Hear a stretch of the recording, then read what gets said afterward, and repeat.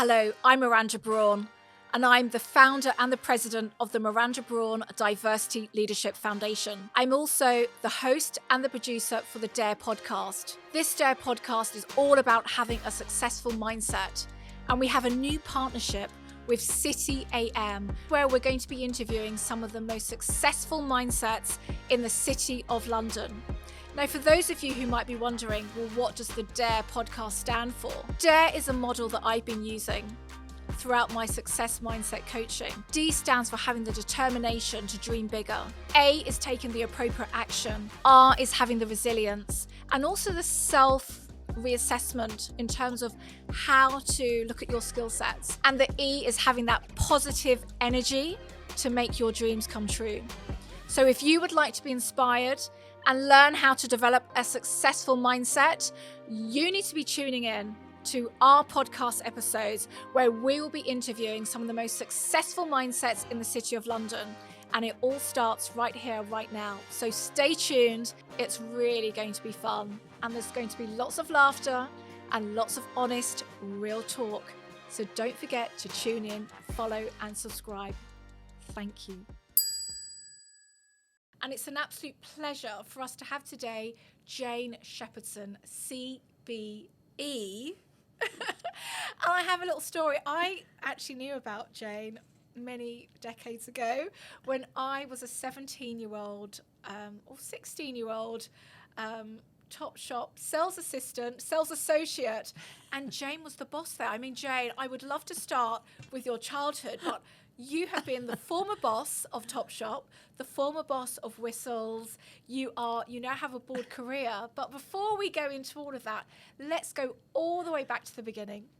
What were you like as a child? Where did you grow up? And did you always want a career in retail? How did you get into the retail industry? A lot of questions there. God, that's a very big question. Oh Yes. my God. Okay, so I was brought up in Bristol. And I was quite a shy child. But as well as that, I did like performing. I don't know where that came from, but quite early on, I liked to have everyone looking at me, which was kind of a weird thing. And I loved clothes. I loved clothes from a very young age. So I kind of thought being a designer or something sounded great. And then I realized I was hopeless at art. I wasn't good enough anyway. And my mother, actually, who was a biochemist, one of her students became a buyer. And I'd never heard of what a buyer was before. Yeah. And she told me what she did. And I thought, yeah, I could do that. Mm. That sounds perfect. It's not too, you don't have to be too creative, but just a little bit.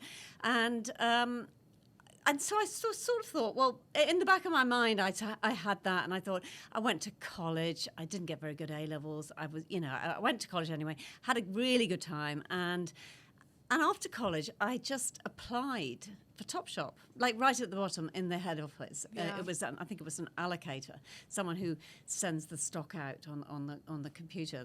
I think actually computers had only just been introduced in those days. And when was this? Was that in the 80s? This was it was in the 80s. Yeah, it was in the 80s. Yeah. So I remember at school when we had those big computers. They were very big, weren't they, in those days? Yeah. I think we had one or two. And we all had to take turns. Well, I think actually I seem to remember we had a computer room at TopShop. So you would just sort of do the work on a piece of paper and take it to the computer room, and they would input the data. Oh, interesting. So early days. Very early days. Very early days. So I kind of started at the bottom, and I worked my way up through buying. And I kind of think, in a way, that was a really good route to take because I learned everything and everybody. Yes. So I knew all of the different people in all of the different functions. I knew what all the different functions did. Yes. And I knew a lot of people in the stores, and I used to be in the stores a lot of the time and chatting and looking at what the customers were doing. I was kind of immersed in it, I suppose. Yes. And so it kind of, and then I think the more senior I became, I kind of thought, well, this is okay, but it's not as good as it could be. And I kept thinking, it's not as good as it could be. And I kept thinking, I'm a TopShop shopper. But also, I shop at other places. I shopped at Harvey Nichols, you know, very occasionally. But I wanted to buy things that were really well designed and really exciting and interesting. And I thought that TopShop was sort of dumbing it down a little bit. And I thought we could offer something that was better. So I guess the further up I rose in the team, I was then able to start bringing more and more different ideas to the tables, you know, so that we sort of changed the whole way it was. And also it instilled this huge sense of pride in the people who were working in TopShop. Yeah. And it got to the stage where, you know, we just wouldn't touch anything unless it made us really, really proud, unless it was the best quality, the best design, the most gorgeous. And I guess that's what sort of drove us. It wasn't an ambition to get to the top or anything like that. It was to create something that was so amazing that people would love, I suppose.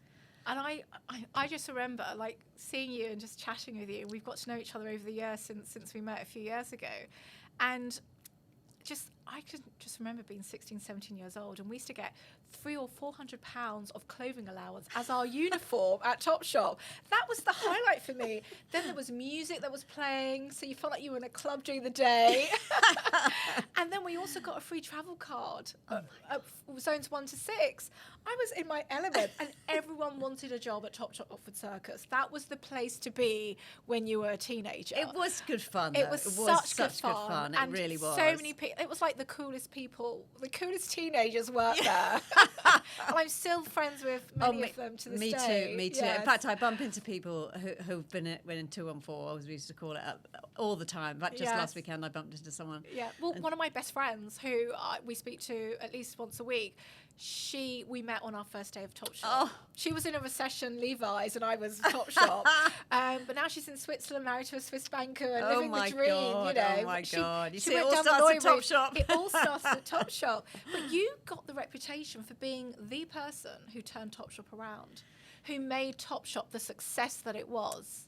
Yeah, well, I think again that was really because it's never one person; it's always a team. It's always a team, yeah. And we built the most incredible team of people who were the best in their field. So we recruited the marketing director who'd been at Levi's, who'd done that Nick Kamen advert. Oh, you remember the one in the laundrette? Yes. Yeah. So she was brilliant. She was called Jo Farrelly. She was amazing.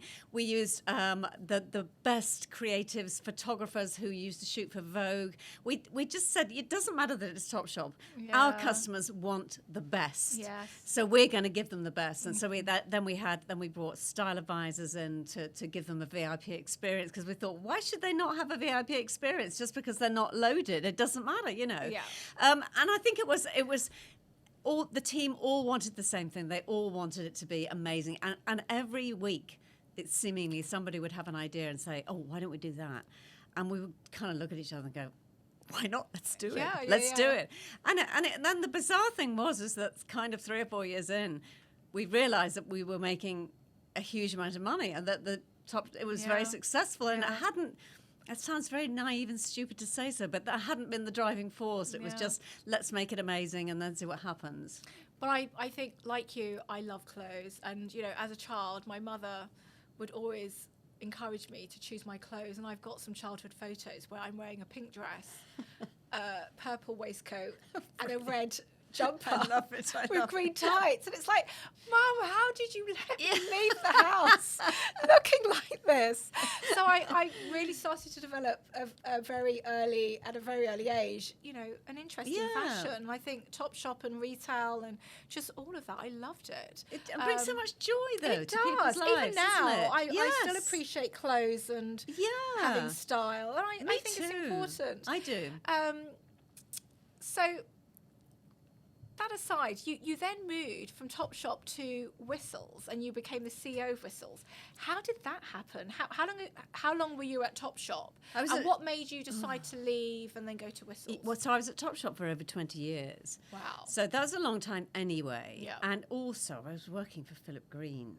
I don't know if you What was that like? remember Philip Green. Of course, who doesn't? Like, awful. I mean, he was a monster. Was he a really bad boss? He was Why? shocking.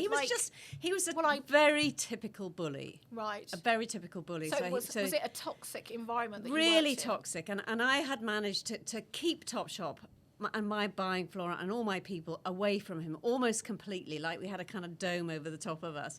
And whenever he turned up, I would say, send him straight to my office so that he didn't, contaminate. Yeah. Because culture is so important. Of course it is. And also I brought in these brilliant people, these brilliant creative people. I didn't want them exposed to someone who's going to bully them. Yeah. And when you say bully, what sort of things would he do to bully? He was just really, really rude to people and frightened them. Most people don't like confrontation at all, which is fine. Yeah. Why should they have to put up with that? it? But I think I realised that when he joined, we were quite successful, so I felt I had a little bit of power. Yeah. And I also thought, you're a bully, yeah. and I'm not having this. No. So I didn't allow him to bully me. So I would work myself up actually and sort of slam my fist on the table to him to show in a way that I wasn't having any of this nonsense. But it's really exhausting doing that. I mean, it's really it's very emotionally draining. It is having to do that all the time. Yeah. And I think it got to the stage where I thought, well, number one, I thought, I've been at TopShop for too long. I need to change anyway. Yeah. And also, I just thought, I can't do this. I cannot do that. I can't work in this kind of toxic environment. It isn't healthy. It's not. For long periods. It's really not healthy. Yeah. It's really not healthy. Yeah. And like a lot of rich men, of course, they want to sort of own you and bring you into their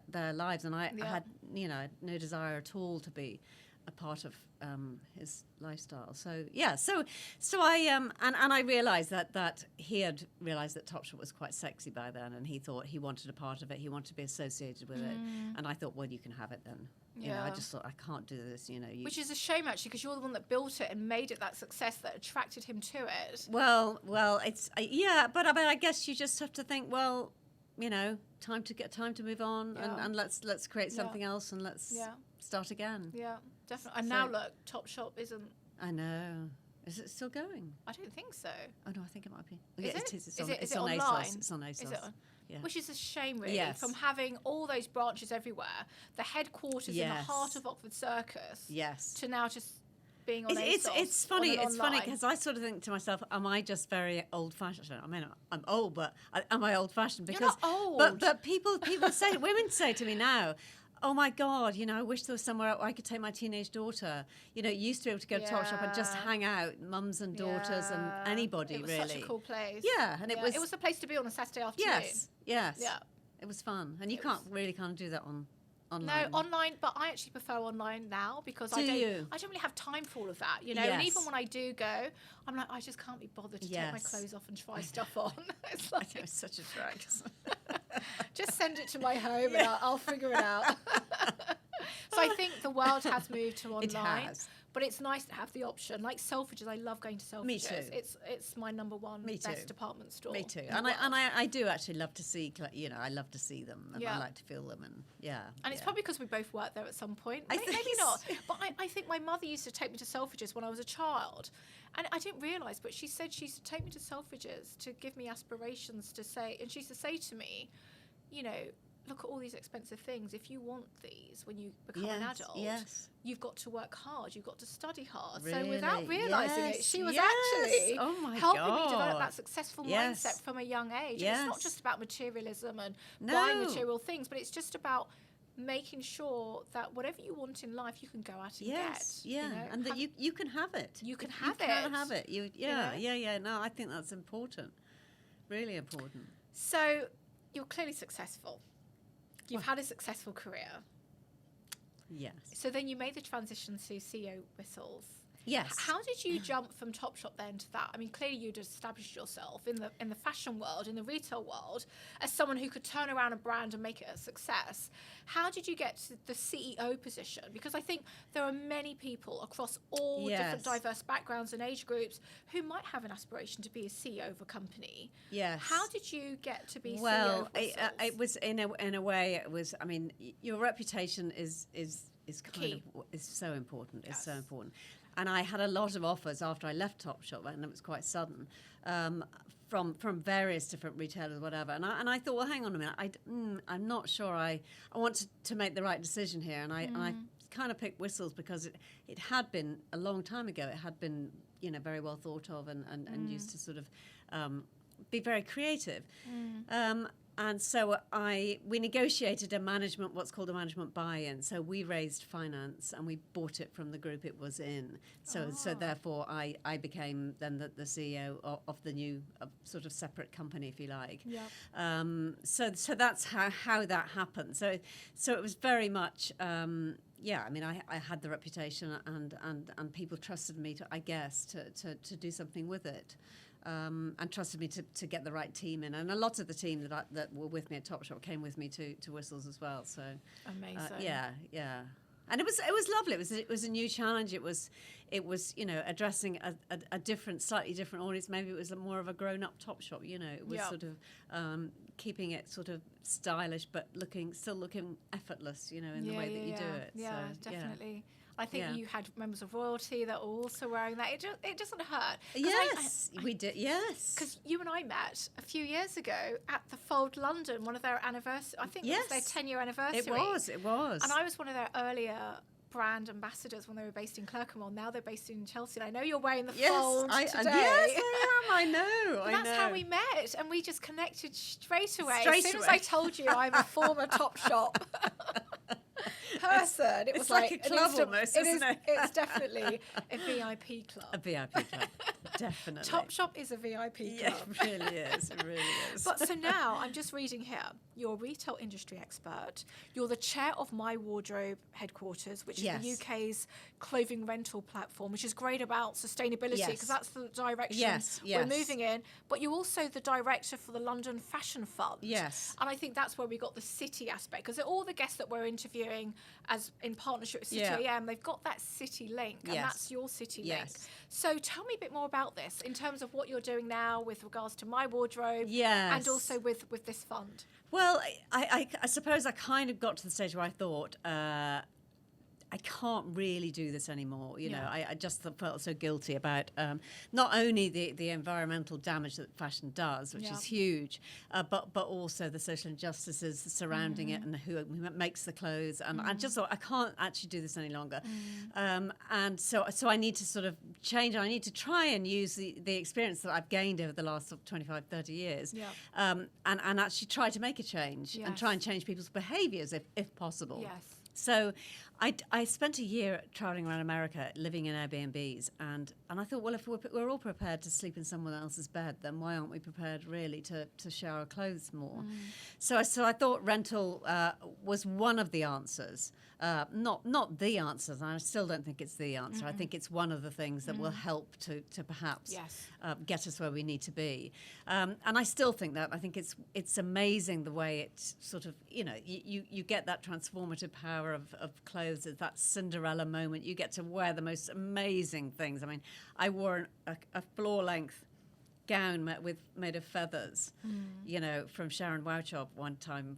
And the next day, Lisa Armstrong called me one of Britain's best dressed women. I mean, this has never happened before until I wear rental. I thought, oh my God. So it can. That is a key moment. Yes. Like, hello. I know. I love that. It was incredible. So I love. So how did you feel, Jane, getting that call? Like. Oh, I just thought, oh my God. Because normally, I suppose, what would have happened is I would have gone to an event and I would have bought something navy or black, because that's what I always did, something discreet. But like us today. Yes, exactly. Yes, exactly. But because it was rental, I just thought, I'm going to go with feathers. Something glamorous. Yeah, why not? Yeah. This is me. This is the new me. I love it. And I love the fact that this is me. Yes. Yes. That could be the title of this podcast episode. I think that's... This is me. I think you've got to own it. You've got to own who you are. Totally. Totally. And also, you don't have to be the same person all the time. No, you change as you get older. Of course you do. Of course you do. Even in 1 year, you can change. Yes. You might decide I want to do X and then end up doing Y. Yes. But I love the fact that you also said when you were launching and growing TopShop, you guys didn't do it for the money. You did it for the passion. You loved the clothes. You had, and I think that's a key mindset, a successful mindset tip. Sometimes it's the passion and the determination, and that's what's going to get you through. I completely agree. And in fact, moving on then to London Fashion Fund. Yeah. So we basically fund small fashion businesses that are environmentally sustainable, hoping that they will become a part of the future of the industry, so that they'll lead us somewhere.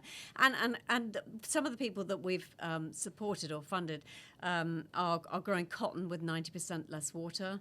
So they've now got a field set up in India, and they've now got funding from the H&M Foundation. And I know H&M are clearly one of the biggest polluters, but they do also have a foundation, which is starting to help people to sort of find new ways of doing this. We have people who make handbags out of the waste product at tanneries. So they're people, not necessarily designers, but they're people who have brands that they're passionate about, and they're passionate about change. They're passionate about people looking after and repairing clothes as opposed to just throwing them away. Yeah.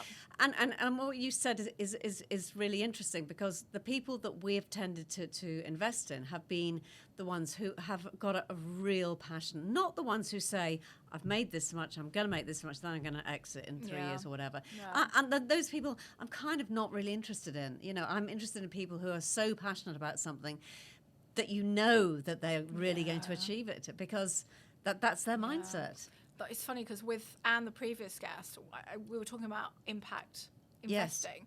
And I think you've got to have heart and soul now in business. Absolutely. That's what all the organisations are talking about, but you've really got to feel it. And you need employees that actually get it as well, and that are passionate about. And it's not just about making money now. It's not just about this new business. It's also about how can we save the planet. Yes, of course it is. We have goals that we need to achieve in less than 10 years. Completely. So. And it's funny, it's interesting how even the language has changed over the last sort of 2 or 3 years. And that I remember about 3 or 4 years ago, whenever I used to go past men jogging, they always used to be having a conversation about scaling up and whatever, and I just used to think, oh my God, seriously, is that you're going for a run and all you're talking about is scaling up? Everybody used to talk about scaling up. It wasn't enough to have a business that was successful or did something. You had to scale it up and become a millionaire. And I think now people perhaps they're not as optimistic, I don't know, but I think now people are more interested in making something that will last, or that will change something. Yeah. I hope. Well, this is direction. I mean, one of the things that I was doing at Oxford University last year, I was a senior visiting fellow, and I was working on the Brawn review, and we have our launch next year. You've got to come at the House of Lords. But it's all about boardroom sustainability, inclusion, and corporate governance. What would you recommend the boardroom to do in order to make it more sustainable and inclusive? Because it starts from the top in order for it to filter down. Yeah. So because retail is your remit, and you're our first retail-focused leader to come on. What would you recommend the retail industry does in terms of a boardroom perspective to make that industry, or even the boardroom overall, more sustainable and more inclusive? Well, I think there's a lot of I still think there's a lot of box ticking that goes on. There is still a lot of box ticking. When people, we're diverse and inclusive, and really and truly, it's like, are you? Exactly. You're there's greenwashing that's taking place. I totally agree. So we've got to address all of that. Yeah, and I think what the problem that brings is that I'm quite a difficult person, or that's the sort of the. What do you mean by that? Well, sometimes people call powerful women difficult, and it's like, are we really difficult, or do we just have high standards? No. Would we call a man difficult? No, we wouldn't. No. That's what I'm saying. Yeah. Men think I'm difficult. There we go. But I bet if it was another man doing what you're doing, you wouldn't be called difficult. I would be called strong, or I don't know. Yes, maybe. Yeah. These people to it's account. true. Yeah. But because so if I'm called on to be on an NED on a board. Yeah. I'm not interested in doing it unless I can contribute something to it. Yes. And add some value to it. I'm not interested in just being there and sitting there and just waving things through, because what's the point? Yeah. Also, I haven't got the time to do that. I know. So I think that number one is that you need to bring women on boards. You need to bring a diversity. Your board needs to reflect your customer. Yeah. At the very least, I think. At the very least. Society. Society is diverse. Completely. And not just from a gender, but a race, sexual orientation, age. background, religion, Yes. or there's a whole heap of different backgrounds. Exactly. And experience and ideas. Well, you know? quite, and also, people who, for example, have had a harder time getting to where they are, Yeah. have probably got an awful lot more to offer Yeah. than people who have been entitled from birth and pale But male I and stale. love whatever. the fact that you started right at the bottom. I started right at the bottom as well, because like you, I also had a very good time while doing my A-levels.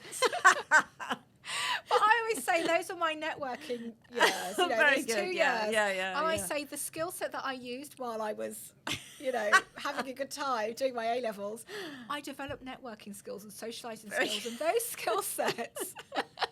Those skill sets have been more important than any other skill set that I've used in order to have a successful mindset. Oh, Look how we met. That's really It was good. through socialising and networking, Yes. and now here we are on a podcast, Yes. partnered by CTM, talking about how to be successful.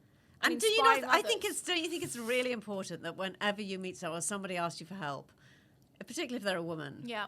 I You've got always to. say yes. You've got I to. always say yes, because You've you got just to. think that could have been me. Yeah. If it was me, Yeah. what would I do? Yeah. You have to say yes. have You to. really do. You really do. You've got to drag them up with you. Yeah. Sorry. Ambition. So back to boards. I think. yeah. Yeah. I think that you need to bring on board strong people who will speak their minds, who will actually challenge exactly. That's the key thing. That's the absolute key thing, because otherwise nothing happens. Yeah. I mean, one of the boards I'm on is Guys and St Thomas NHS Foundation Trust. It's the UK's largest healthcare organisation. And I don't have a healthcare background. I've got an interest with various charities that support, cancer and kidney and that sort of stuff. But organisations like that get it, because they realise if you have a board full of people with a medical background, you're pretty much going to be all saying the same thing. All saying the same thing, same think tank. You need to bring more diverse people in. I think that's the same with retail. Get people from banking, and the same with banking. Get people from retailing. Get people from the health. You need people from different industries to really make the boardroom more sustainable. Totally. And think differently. But also different age groups. Don't just think, oh, well, we've got to wait for someone once they finish their C-suite career and then invite them when they're in their 60s. Yes. You need young people who are in their 30s and 40s and 50s with the energy to really make things happen and drive it through. Absolutely. One of the key things it's interesting with the Brawn review, and I don't want to reveal too much before our product launch, but what do you think about a board actually being, and we've interviewed Anne, who's the former global chair of the 30% Club, that was founded by Helena Morrissey, Dame Helena Morrissey, where the idea was over 10 years ago to have 30% of the boardroom as women. Now it's 42%. What about it being 50%? When you look at the world population, it's 50% women, 50% men. Why shouldn't the boardroom be 50% women, 50% men? I completely agree, and I actually agree with quotas. I think it's a good thing. I think it's fair enough to start with a quota. Then at least you then know what you're aiming for. If you don't start with a quota, then you'll just be like, oh well, yeah, but we've added a few more and we're doing okay. It's not okay. It needs to. You're absolutely right. And also, women will feel that they are the minority unless they're not. But I think it's also really important to have targets, because sometimes with quotas, it's like, well, we need a woman of a certain age, or we need a black person in. Let's come on. Yes. So it's all of this we're saying is clearly based on merit. Yes. Because I think so many people completely. are like, get defensive. Certain types of men might get defensive and be like, well, I don't believe in diversity and it should be based on merit. It's like, of course it's based on merit. Yes. We're not going to just bring any woman off the street and say, here's a board role. Of course it's based on merit. The idea is, let's make it fair. Let's make it a fair process. Where did your ambition and drive come from? Because you're clearly driven, you're clearly ambitious. I don't know, actually. I think my mother actually was a big influence. She was a very strong woman. She was a biochemist. She didn't take any nonsense at all. I love that. And she instilled in us certainly the notion that we could be whatever we wanted to be. Yeah. So and I think that's where it started. And then after that, I just I wanted to throw myself into things. I don't want to just do something that I'm not really interested in. Yeah. So you've clearly achieved a lot. What's next for you? What's the next goal that you would like to achieve? I'm not sure there's a goal. I want to force or help to change the fashion industry. Yes. I really, really do. I think that's super important. I think it has been sort of left. People haven't really moved very far in the last few years, and I think that we're coming to almost to a tipping point now, whereby new legislation from Europe is starting to come in, and I think it will change. And so I really want to get behind that. Perfect. Last question. It's come so quick.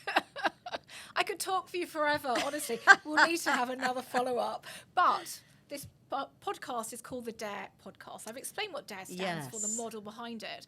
But we also end all our podcast conversations with, what do we dare the audience to do?